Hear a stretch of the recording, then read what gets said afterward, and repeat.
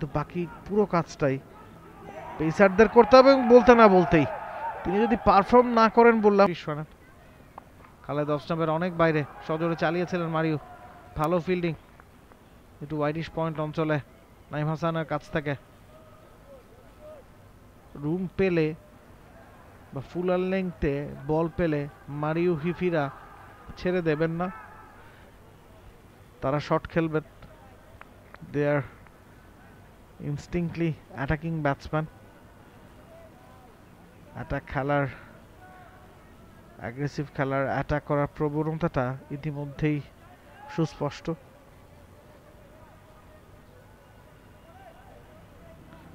খালেদ দলটার একমাত্র পেসার, তাই তার উপর দায়িত্বটাও বেশি। তিনি যদি কোনো কারণে রিদম হারান বা ভালো বোলিং না করেন তখন কিন্তু বাকি পুরো কাজটাই পেসারদের করতে হবে এবং বলতে না বলতেই তিনি যদি পারফর্ম না করেন বললাম। ওয়ালটন বিএলডিসি ফ্যান, খরচ বাঁচে 65% পর্যন্ত। ওয়ালটন বিএলডিসি ফ্যান ছড়ায় স্বস্তির সবুজ হাওয়া।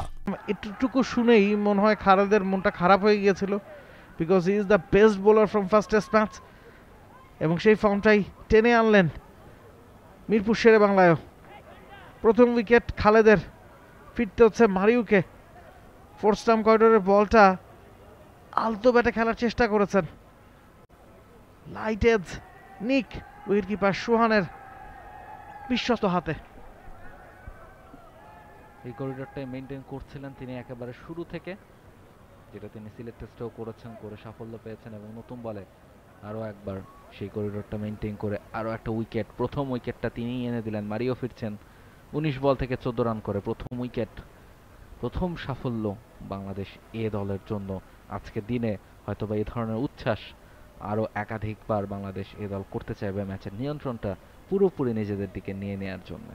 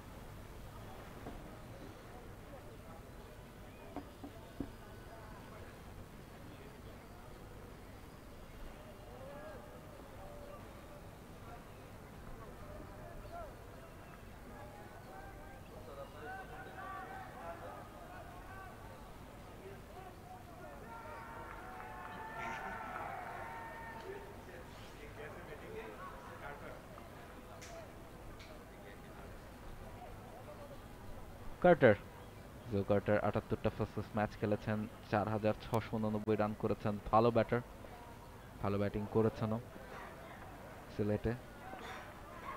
খালেদ আহমেদ প্রথম উইকেটটা এনে দিয়েছেন অস্ট্রেলিয়ার বাইরে।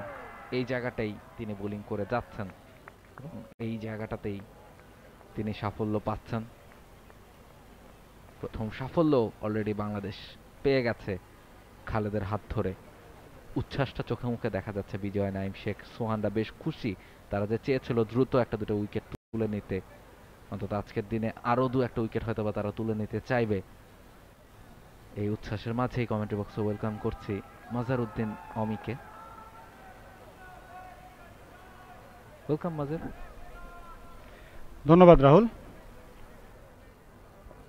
নট আ ব্যাড স্টার্ট বাংলাদেশে, একটি উইকেট অলরেডি পেয়ে গিয়েছে খালেদ আহমেদ। ভালো বোলিং করছেন কিন্তু বেশ কিছুদিন ধরেই।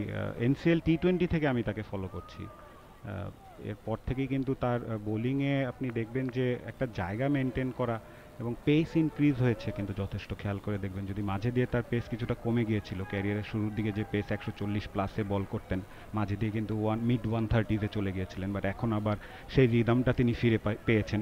Good to see that. এবং তার জন্য ইম্পর্টেন্ট হবে যে যত বেশি তিনি ম্যাচ খেলতে পারবেন। এখন জানি পেস বোলারদের সেই লোড ম্যানেজমেন্টটা থাকে, বাট এই রিদমে যখন থাকে পেস বোলারে কিন্তু রিদমই সব কিছু।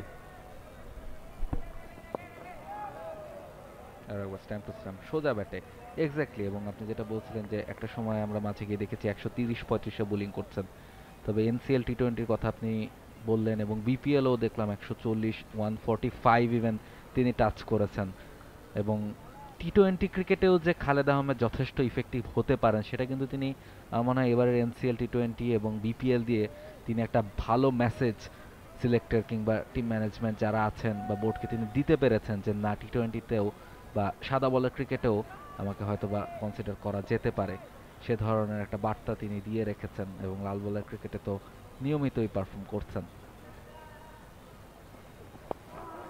স্যাম লেগ সাইডে খেলে একটা রানের জন্য ভালো সিঙ্গেল, ভালো রানিং বিটুইন দ্য উইকেট, ভালো ওভার বাংলাদেশের জন্য, একটা উইকেট এসেছে। 7 ওভার খেলা শেষে 25, 1 উইকেট হারিয়ে New Zealand A. For more updates, subscribe to our YouTube channel and click on the bell icon. Follow us on Facebook and Instagram.